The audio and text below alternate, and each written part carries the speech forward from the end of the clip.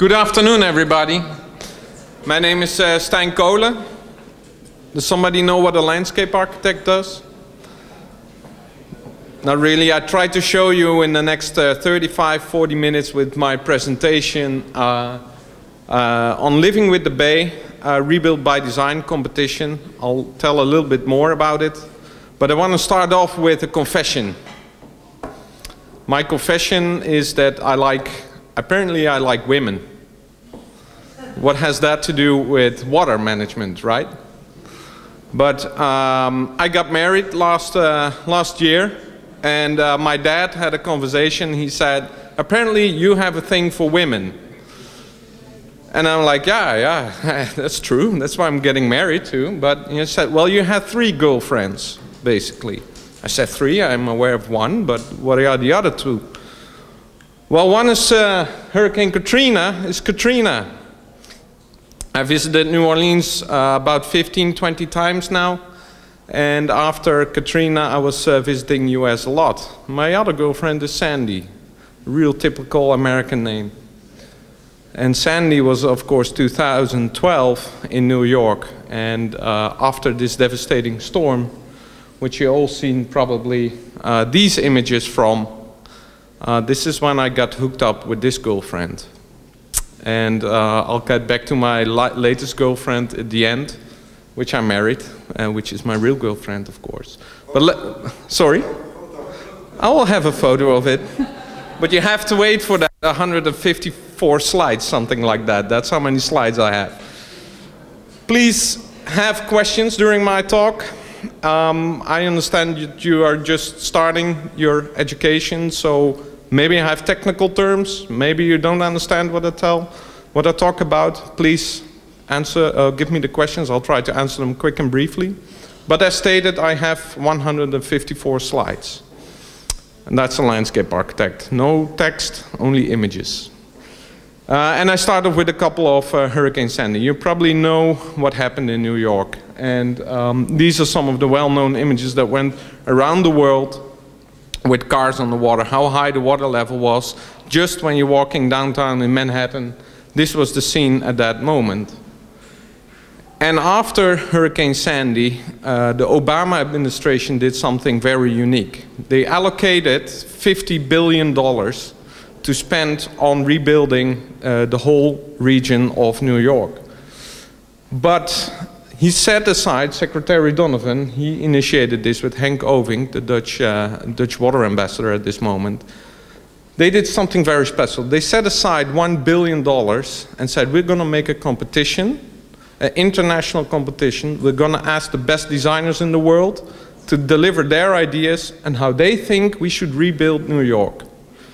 And with this competition, he said, well, Hurricane Sandy devastated the communities in the region, and we were reminded of the importance that climate change will have in all development and planning for communities to become more resilient and sustainable. So by innovative planning and design, he wanted to promote resiliency and thinking about the future and how to deal with climate change. The competition was built in such a way that we had 1 year to present a team. We had to form a team, multidisciplinary team. We had to find ourselves an assignment. There was not a specific assignment signed to us. They say, what do you think we should do? Third of all, we had to go into the field and talk to the local people. It was very important that everything we came up with was accepted by the people who would daily live and use these areas. And fourth of all is we had to find solutions that work now. We're in the process of developing and making something that in the next 2 years we have to start building, which is very difficult. So 148 international consortia made it to the competition, to the first phase. 10 got selected. And from these 10, eventually 6 won. And we were one of the winners with this competition.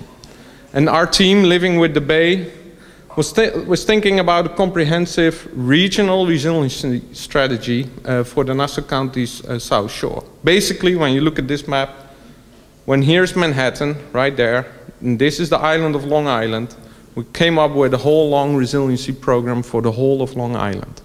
Very, very long-term strategy, but thinking also about how can we start implementing it now. I'll get back to that, what does this all mean? And these are some of the partners. All of the partners, we are still in the process. So this is a process of more than 2 years already.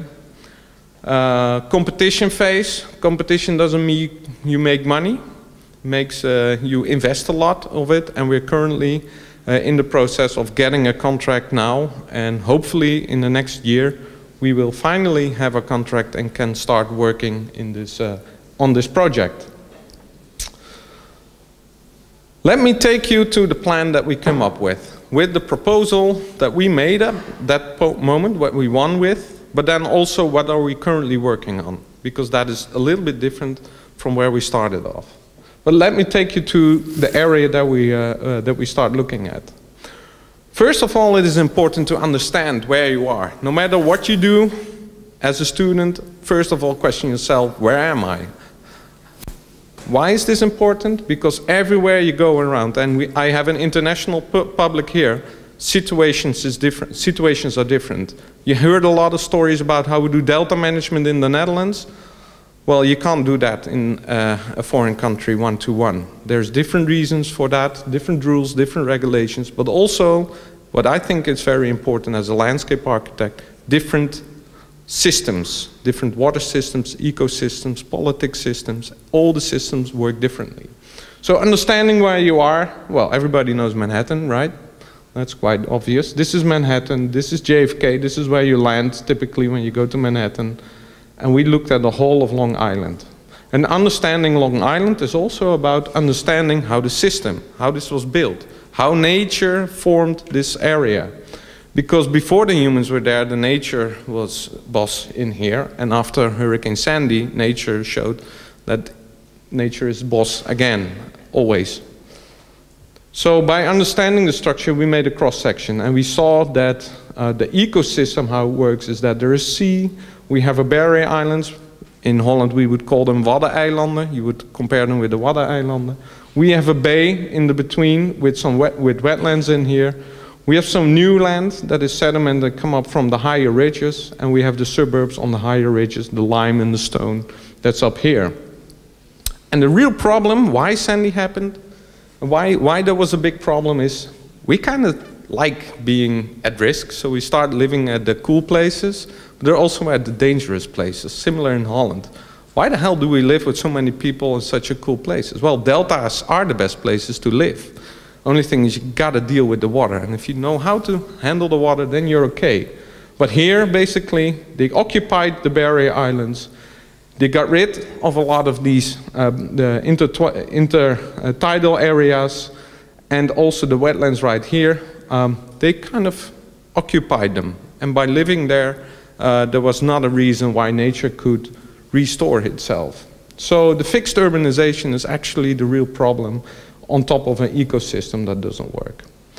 What we did, and I explained it a little bit in the beginning, is that we wanted to make a long-term vision that would work even in 2050, but start working now with the community that is living there. So everything you do now within the community, every single dollar you invest would add up to the long-term perspective. And we would do that by making master plans and projects. And there were 3 threats I identified already in this area. First is safety, second is ecology, and the third one is the urban quality. Safety is very easy to show on the maps. These are the areas that are affected by Sandy. So when the hurricane came, these are the areas that got affected by the storm. Almost 75,000 structures got flooded and or destroyed by the hurricane. That's quite a lot, 75,000 structures.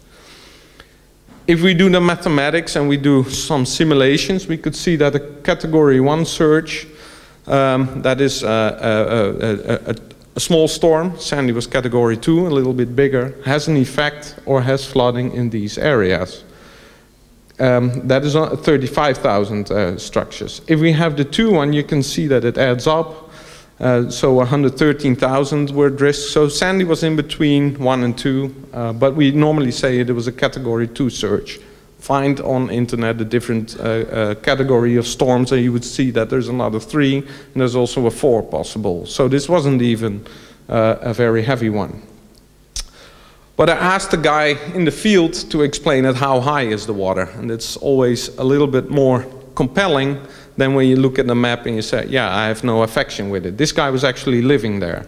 This was his shop, Mr. Bracco. Mr. Bracco explained to me that when every year there was a northeastern storm, we have a northwestern storm here in Holland, but when the storm comes from the northeastern part, the water to his shop would normally typically be at this level. So it doesn't really quite reach his shop yet. So he's okay. But Irene, another storm, well, that came up to his waist, he said. He was okay with that. He had to clear his shop for a little bit of restoration. But it was basically Sandy when he said, well, this is impossible. This is something I can't deal with. And he said, you know what's tricky about it? It's not only about these hurricanes. It's also about the climate change and the sea level rise that comes with the climate change. And he already noticed that the water levels had changed dramatically in the moment when he was having this shop. And he said, if we have 6 foot of climate change, that is exactly this water level. So 6 foot of climate change is basically making his business out of business. So combined with these threats, there's another one very specific, and it's the stormwater outfalls. It's basically runoff water from the drainage system in the streets that runs into the bay. And you can see that if you have a high tide water level in here, this is it's a little hard to see, but this is the outlet. And the water comes up, it just pops up right into your neighborhood, which is not something you want on a daily basis, but also, more specifically, when there's sewage also in this one, and you have your raw sewage basically walking or running through the street. So you would see well, I don't have to explain that. So safety, we concluded we have to take a multi-pronged approach that will deal with the storm surge, the sea level rise, and the stormwater. These were some of the design things that we took in account for. The second one is the ecology. I explained a little bit about how easy the US is in draining a lot of the water basically into the ocean.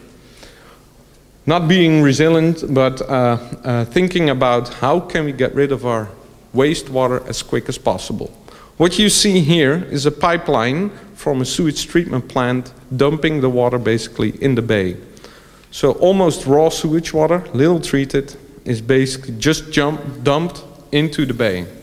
This is the area where the wastewater that comes from here is basically dumped into the bay. You can understand that in sustainable ecological environment, this is maybe not the best thing to do in a first world country where you would say this is easy to deal with. And because of that, the ecosystem in this area, combined with occupying all these marshes, the marshland, the areas in here, they are lost. 50% of this area, these areas are lost in the last, let's say, 80, 90 years. Another problem is that we pump up so much drinking water. We see that in more places around the world. Drinking water is a very scarce good. If you're here in Holland, we have plenty. Don't worry about it, but if you travel a bit around the world, you would see that clean drinking water is very important. And also here in the US, the only thing they do, if this would be the Barrier Island, is to pump up groundwater for drinking water uses. And only pumping it, not replenishing it, not bringing it back. So the salty groundwater that's from the ocean will basically run up in here, and at a certain point we don't have fresh water anymore. So we're dumping it at one side into the ocean, and we're pumping the clean water up on the other side. Not a sustainable way, in my perspective. You can think differently, but that was in our perspective. And why is these wetlands so important? It is part of a major economic and ecologic ecosystem and economic system of the whole east coast of the US. All the fisheries, all the industries, oysters, fishing, etc. is all related to this marshland, and it's the most valuable ecosystem, they say, around the world. So all these things together say the ecosystem is very vulnerable, and we need an open, connected system where we try to restore and the ecosystem as much as possible. And then the urban quality.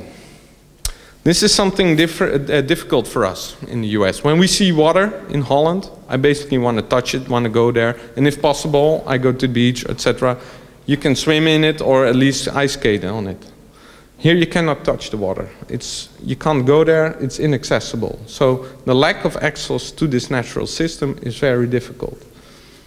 Also within the area, we looked at the people who got hit the most and who got affected a lot. And you can see that within the area, we were in a little rich environment. So that was a little bit tough, because part of the competition was how can we make sure that all the people with all the different classes within the US environment benefit from it. And you can see that a lot of the people have ownership, multifamily houses. So on paper, this is your basically sprawl single family houses with the dog and 2 kids and very happy American life. When you go real into it, is that there's not social housing. There's not an ability to have people living on their own in apartments, etc., etc. And where all these people start to live was basically in the basements of people. So there was an underlying system of rental apartments that was not officially acknowledged. And this was the difficulty in the area. So basically there was no room to grow a society in here. And this is part of our assignment as well. We wanted to try to get more housing for more and a wider diversity of people within the region. So you see these are the basements therein. So conclusion, we have to increase the access to the South Shore. This is also this area, but more of all to the amenities for the people and create more quality to it. And we provided this document. And the cool thing is everybody wants to live here. This is a photograph we took from the bay, and this is the skyline of New York. It's absolutely fantastic that within 45 minutes, the area where I'm working in, you're down dead center at Wall Street. All my meetings I have there, it's quite weird to stand here now, but I have my meetings at Wall Street. That's my address. I come there every other week, and then I have meetings there with the state officials on Wall Street. Well, grown up in a very small village in Holland, it feels a little bit weird to stand there and have your presentation at Wall Street. For the competition, we started off with a couple of principles that we wanted to use. In the design, in the whole competition phase, we said, well, we want to achieve a couple of principles all through the designs. And principle 1 is design for a dynamic landscape. And designing for a dynamic landscape does mean understanding how nature works, understanding how all the systems, I indicated them in here, how all these systems work. Second one is, something that we want to design was also part of the competition, should be prototypical and catalytical. Difficult words maybe, but what it does mean is the way we do it, the strategy we use, should be able to be copied at different areas around the Bay or even the US. So this is a new benchmark of planning that could be used in different areas within the US. Third of all is design for the storm and the norm. And this is an important one. If you go to New Orleans, maybe you saw an earlier presentation about New Orleans, and you see all these concrete walls surrounding the city. That's designing only for the storm. You can't reach the water, you can't go over the water. There's no, except if you like graffiti, maybe you have a blank sheet of paper that is so long, but you have to design something where people can enjoy also when there's no storm. And low risk, no regret solutions. So something that we want to do today should be effective and should be changeable at the long term as well. So you don't want to do something now that you regret in the future. And we came up with a regional approach. If this is whole of Long Island, a regional approach for whole of Long Island, and we called it the buffered bay. And the bay system in between turned out to be a very important system in there. And within the system, on the regional approach, we identified 5 project areas. One is the sediment, second is the smart barrier, third is eco edge, the fourth is slow streams, and fifth, which I won't go into detail, but is a green corridor. Green corridor is basically pack your stuff and go up. So let's say we forget about it and we're going to move all our economic developments upstream. First of all is the sediment strategy. How many of you know what we do here in Holland with coastal defense? A little bit. Sediment is one of the main key building blocks we're using in here. I'm using building blocks as a way to protect ourselves. The buffer we create to take out the energy of a storm, of the ocean, it's only about taking out energy, is sediment, is sand, basically. And we have plenty in the northeastern North Sea here, as the same in here. They have plenty of sediment, but a comprehensive strategy of how you're going to use it, and the sand engine or sand motor, probably you heard about it, something we use here as a principle, thinking about how we do the sediment, that hasn't been done here. So thinking about sediment, how we're going to use the sediment, that was part one. The second one is local protection. If we are at the local area, how can we protect the local areas? The third one is looking at the bay itself. How can we use the buffering of the bay itself? We could see, and this is typical Deltares stuff, if you do this, but we could see by the loss of all these marshes, the influence of a storm and the surge and the wave run-up was way higher because of the loss of marshes in that time, in the last periods. And then upstream, we're talking about delay, store, drain. You could see that in one of the other competition members as well. OMA did it as well. We included in here as well. It is about the river system upstream. When you have stormwater, when it rains, we want to delay the water, store it as much as possible, and drain only when necessary. So let's start off with the sediment. This is Long Island. And this is how much sediment is moved around throughout the years in not such a smart way, we said. I can tell that here. I don't say that in the US, but what they basically did was pumping it out in the foreshore area, dumping it in here, then the ocean would take it and dump it back here. And basically what you do around is moving around a little bit of sediment, and you put it a little bit here, but then the ocean takes it, which is unfortunate. There's an active zone, we call it, and this is the ocean taking, and this is where all the sand nourishments takes place. It would be a little bit smarter, I have this one up here, if you take it a little bit deeper away, the sediment. Just going out, let's say, so much more feet into the ocean, because this is an inactive zone. And if you add sediment to it here, you're actually adding sediment to the whole natural system, and then it gets a netto sand result, as shown here. Secondly is also, where do you nourish it? Where do you put your sand? They now do it, the person that screams the loudest, they get the sand. And we said, well, you have to think of a long-term strategy, so that maybe it is wiser to do nourishment here, and then the bigger part of the region would benefit from it as well.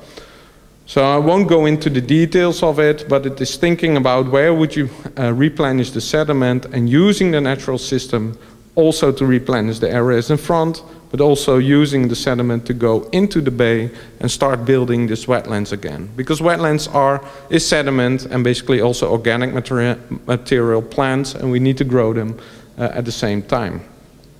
We also looked at how these systems evolved. This is a way of how the sediments walk throughout times, and we say, well, maybe can we just basically cut off a part and use this as a sand engine to replenish basically the whole areas, and therefore be a little bit smarter on the way we use the sediment. These are some of the interventions that we came up with. The second project is a smart barrier, is a barrier island, a water island basically. Completely built upon, completely flooded as well, as you can see. And we started to think about how can we make sure that within time, with small steps, this area can be more. This is typical cross-section from sea to bay. This is where the water level was basically most of the time on the backside of the bay, of the barrier island. How can we start to develop an area in this way that we start to compartmentalize it, to make compartments on the area, and by each compartment we identified the areas where investments would start take place at the shortest amount of time. And using the open spaces, the urban open spaces like streets and parks, etc., connect all these new urban developments to create basically a whole ring dike around it and start to compartmentalize it. Recreation areas, get different housing. Yeah? This is a new island. This is an existing island. This is not a new island, existing island with a system to make it safer in the longer term. So using the developments that will take place anyway in such a way that it gets more resilient.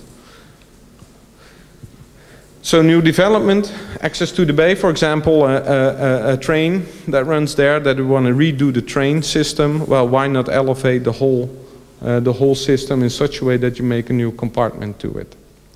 Well, we have some images through it. I'm going a little bit quicker in time because I still have 50 minutes, I think, yeah.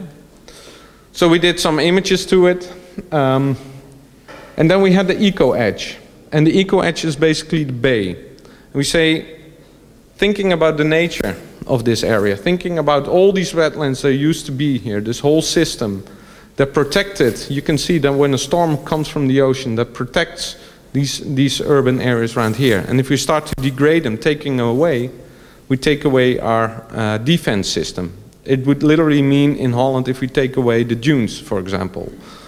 And that's what happened right there. And we want to restore them in such a way that we are able to somehow take away the wave impact, take away the surge, and create behind these ridges, an area where the impact of a storm, superstorm for example, would be dramatically reduced. It will not be completely taken away, but it will be reduced.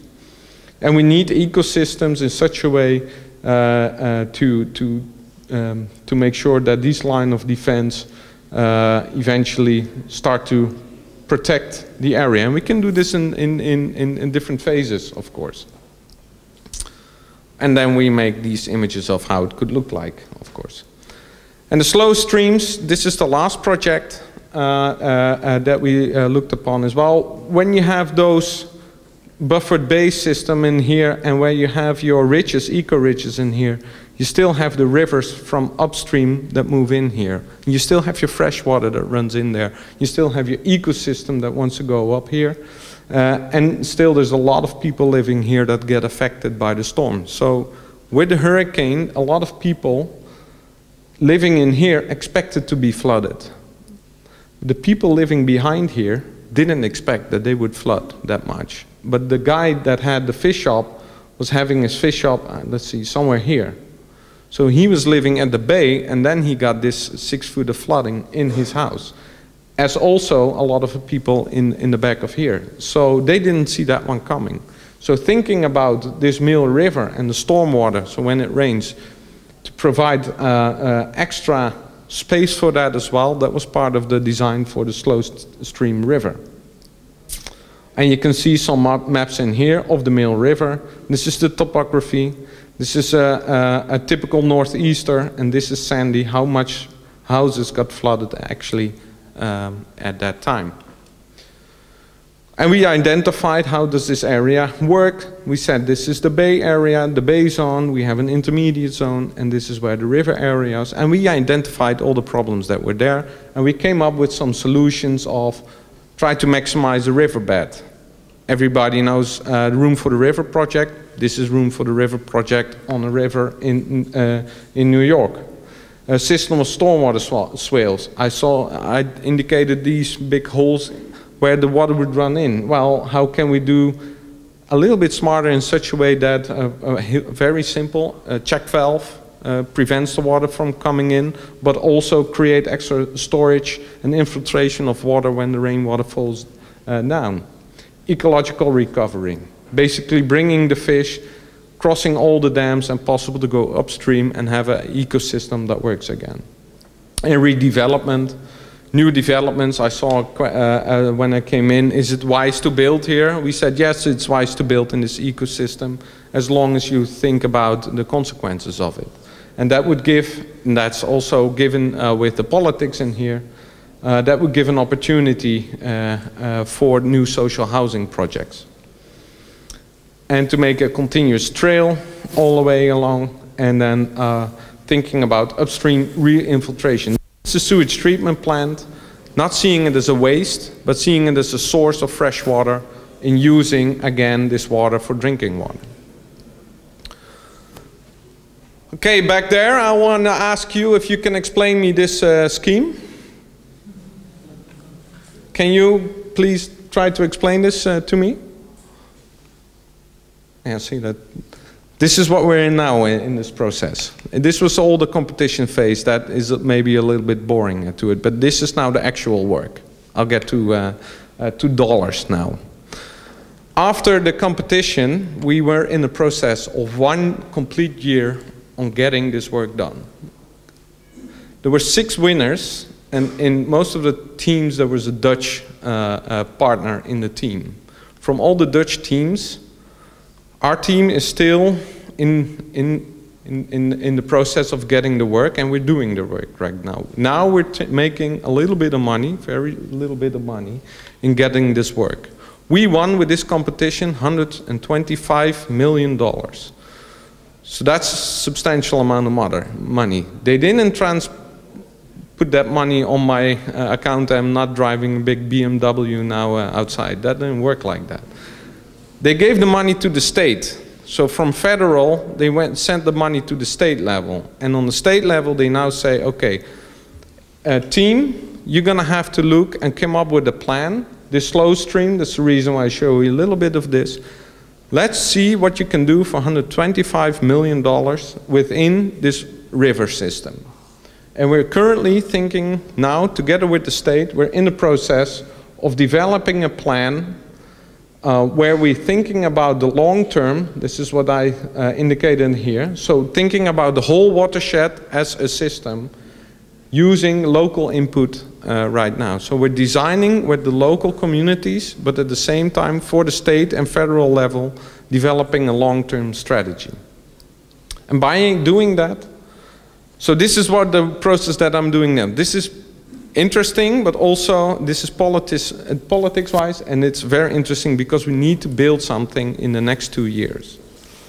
And what we're doing is bringing these objectives. It's a little bit small on here, but some of the general objectives of managed flooding, strengthening the ecosystem, increasing access and use, and building social resiliency, we're now implementing on the Mill River. So the Mill River as a river system with the whole bay area in front of it, we're currently in the design process, and we're currently getting more into the details. So from this whole Long Island scale, we're now zooming into the smallest detail level, and we're understanding the water system more and more into the detail. And together with all the stakeholders, we're now identifying how does the water system work. We don't know so much about the water system. And the interesting thing is that we think in systems, and you will probably, as a water manager, hopefully in the future, will do as well, thinking about what is the system and what, if I do something right here, what is the effect upstream or below stream?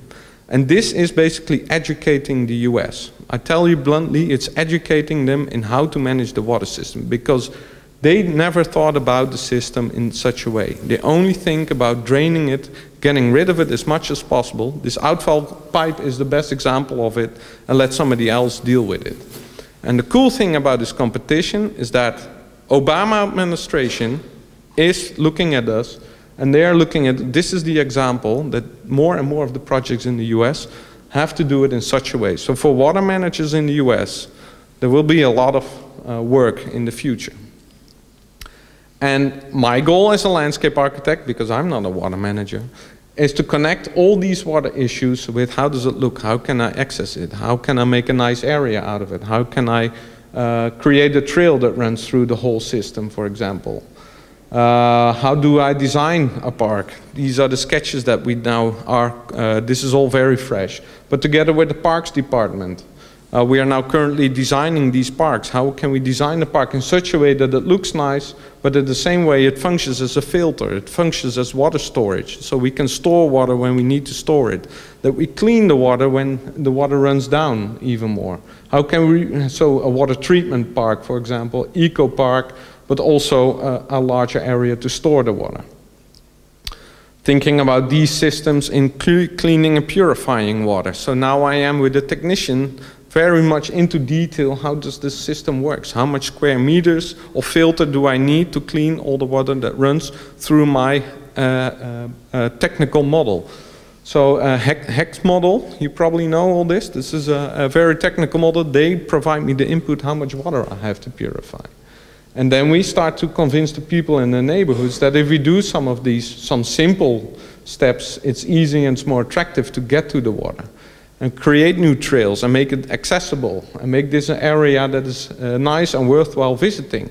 So using examples from the Netherlands, for example, and using international examples of how it could look like. From all the trees you cut, you make furniture, for example, or new elements in there. But also using solar-powered bike rails. This one, you know, the glow in the dark route, etc. All these ecosystems, all these sustainable things, they now come together within this park. And we're now working also with educational programs, with schools, to make this work. And again, water is always important, and try to make it accessible. And we come up with these renderings to show people. Try to convince that water is not threatening, but that you can actually use water in such a way that it's attractive and that you can use it. Last bit of it, which is still high tech, I think. It's very low tech, and we're here in the south and western Delta where we have great examples. In Delta, and building with nature examples.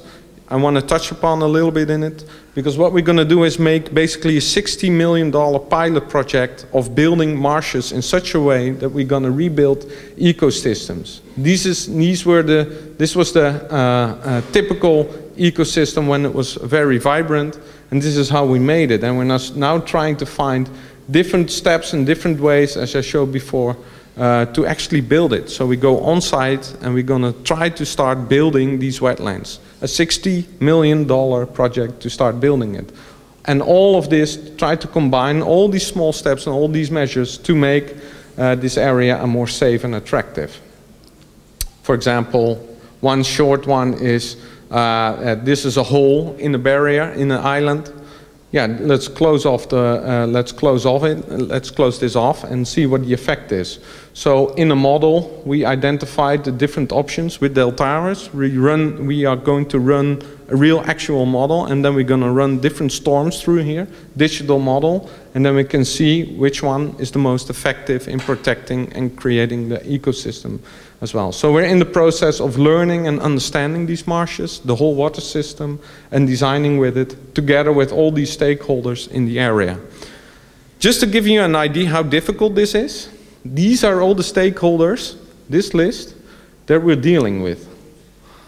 This is how many people I have to talk to. This is from federal level to state level to communities, and etc. That is how many people you have to talk to.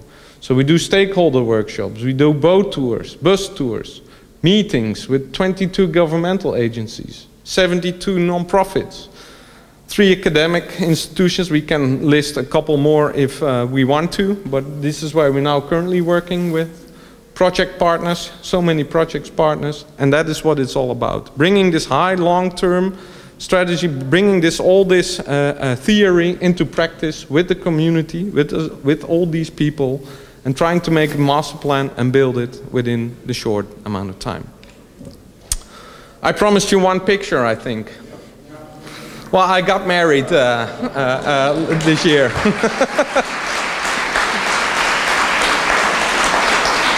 And actually, I got married to a water manager. So, yeah, that's my best girlfriend, of course, my wife currently. Thank you so much.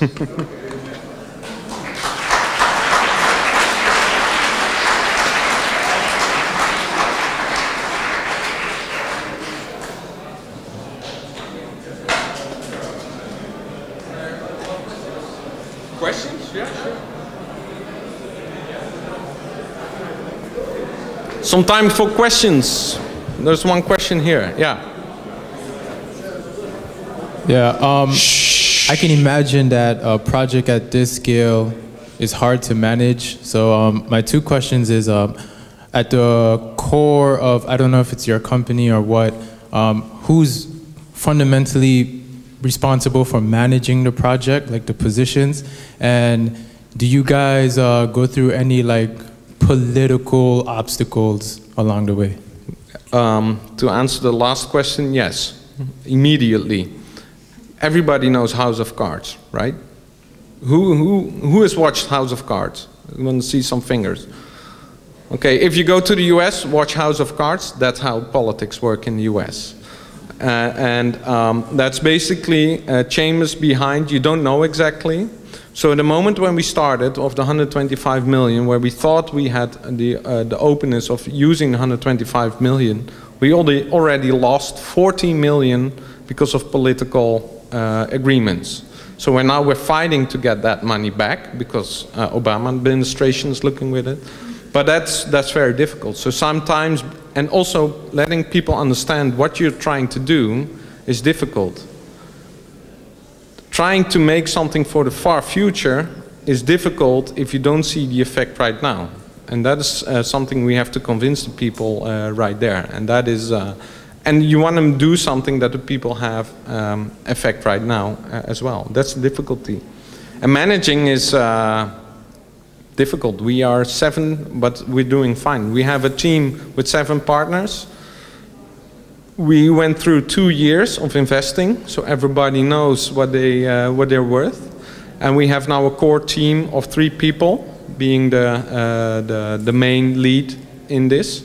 That's a Rebel Group and Marshall Ham. That's Deltaris, and that's our company as well as Waterland.